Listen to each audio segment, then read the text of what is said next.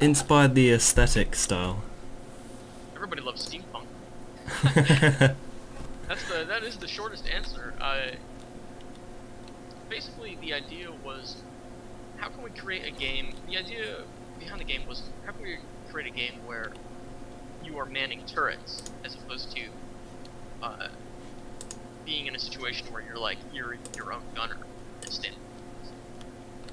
And the idea of being a turret on like a tank is kind of limiting, but the idea of an airship or something like that, like a World War II Zeppelin, that had appeal to us, but we didn't want to do it set in World War II because it didn't really have the speed that we wanted. Airships' roles in World War II were kind of boring, so we said, well, what if you had a steam-powered ship, a steam-powered airship, and the age of steam was continued on into World War I and World War II. And that's sort of where the idea of steampunk came from. From there, we just kind of let our artists run wild, and they did. And we think they did a very good job. Yeah, the airships definitely look very cool. Yeah. The biplanes will look very neat also. There's gonna be like World War I era biplanes. So will you be able to fly the biplanes, or is that just the AI?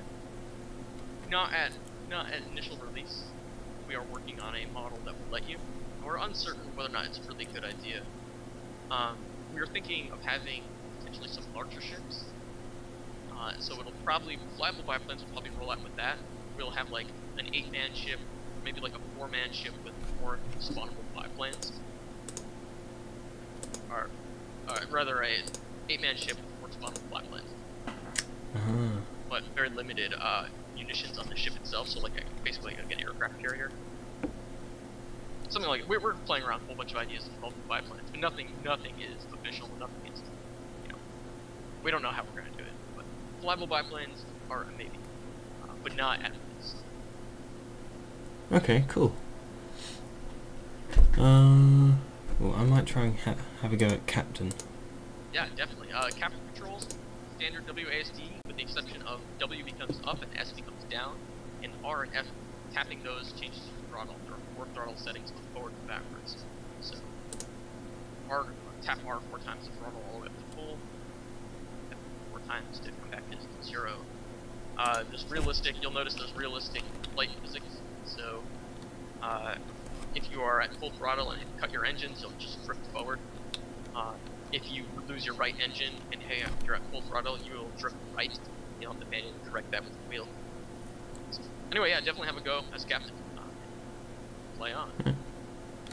How do you expect people to play this? I.e., like, do you want them to play publicly, or do you expect them to form groups and competitions?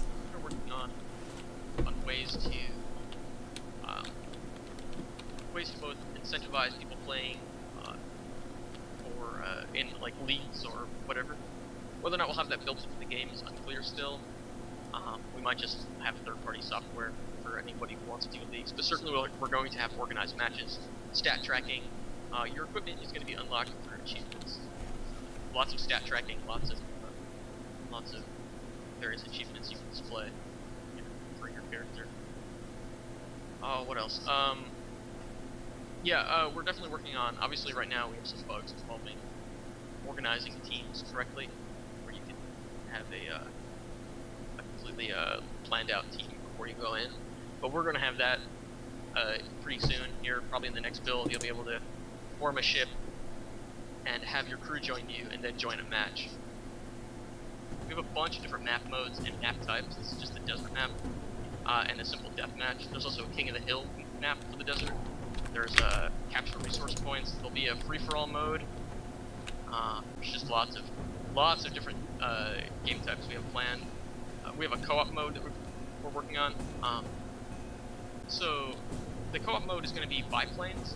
So like you're playing with one or more other ships, fighting off AI biplanes and stuff. Okay, so like a horde mode. Yeah. Brilliant. There's a night map that we're working on too. Players will become super spotting. So that that was your very brutal intro to Guns of Icarus Online. That was a completely blowout match. How many people do you normally have at peak? At peak, which is probably a few hours back, there were probably 30, 40 players online. So, I can imagine that can get a bit hectic. well, it's funny because you could have all those players pretty much in a single match. So,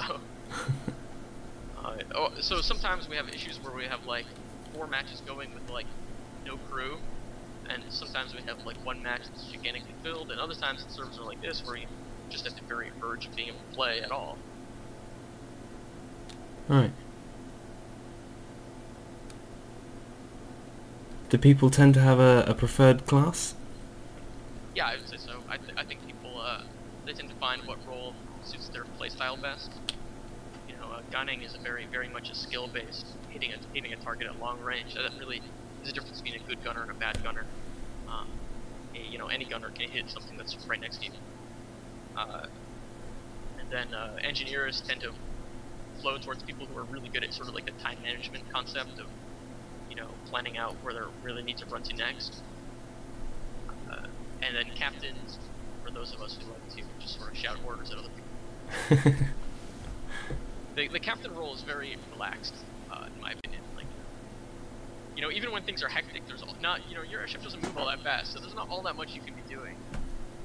You can jump off your helm and go fix things, but you know, that's about it. Well, I think we have a 4th captain. Yes. Yeah, this is the smallest map, so it's the most tightly compacted. So it's just sort of fast action.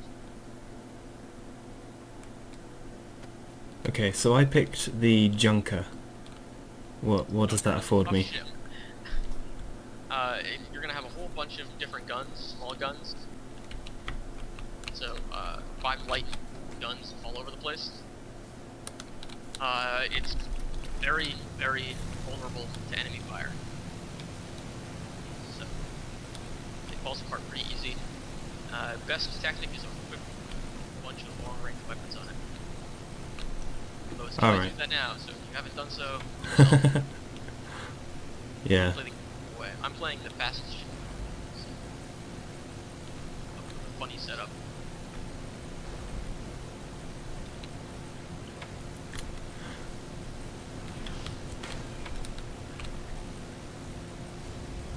For some reason I expected a 3rd-person view when you were actually flying the ship, but actually being in first...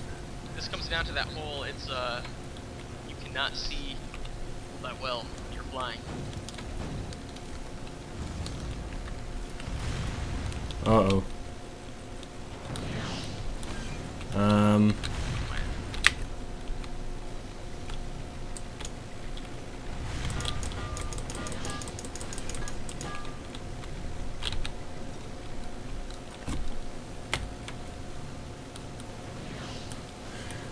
Just had a minor disaster there, where our bag went down. There are lots of disasters to be had.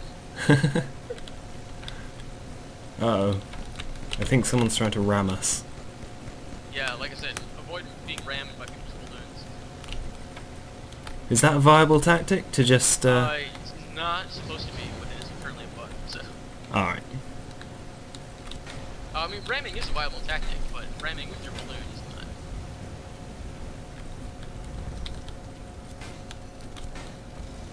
Now you're heading towards me, huh? My balloon's on fire. Oh. Oh, you didn't even see me. Never mind. I'm on fire, I've got other things to worry about. Destroyed an enemy ship at least. So, 1-to-1 now. I'm behind you. Just in case you didn't know it. And I'm gonna trash it. Oh. There it goes. Yeah. Oh. Is that you with the 3 flotation bits? Yep. My engineer's currently hitting me. That's because he hits you so much. And Oh. Tons of bits. So if something explodes near you, are you going to feel the impact of that or have a problem with it? no, there's no like, you're not gonna be like pushed by the explosion or anything.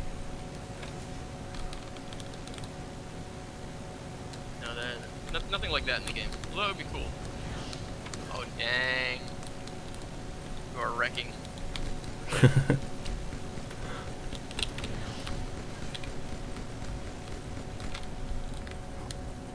I'm the fastest ship though, so my ship should be fast enough just to get out of your range. I need to deal with my teammate. It's all about the tactics. It's kind of tough though in a 2 versus 2 because you're undoubtedly going to end up in a situation where it's 2 on 1 as soon as the first person goes down. So that really tends to sway the battle. Like now. Does your teammate go? I don't know where he is. He's not coming to help you though. No. I just... yeah. Exploded. I can see you. You seem... you seem fairly happy. Floating. Did you respawn again badly? We did. I think I know where you are though. Well, I'll tell you where I am. I'm like straight at you. Then I know where you are. Oh jeez. I'm on fire. Yeah, I've designed this ship for the ultimate like close range fighter. Oh, there's your teammate. He was hiding from. Uh-oh. Uh-oh. Uh-oh. Uh-oh. No dodging that. Oh. Although, yeah. It does seem to be a viable tactic at the moment, ramming people. Yeah, well, you rammed with your... That is normal, like, to ram with your hull. You know, you took damage, I took damage. Your ship has more hit points than mine. You win. Like, but, yeah, right now balloons are immune to damage, is the problem. Okay. We're not supposed to be immune to that. You're supposed to instantly be destroyed and complete damage straight to your hull. So... Well, that was scarily close to the ground. Yeah, flying close to the ground, whether on purpose or not, can be very exciting.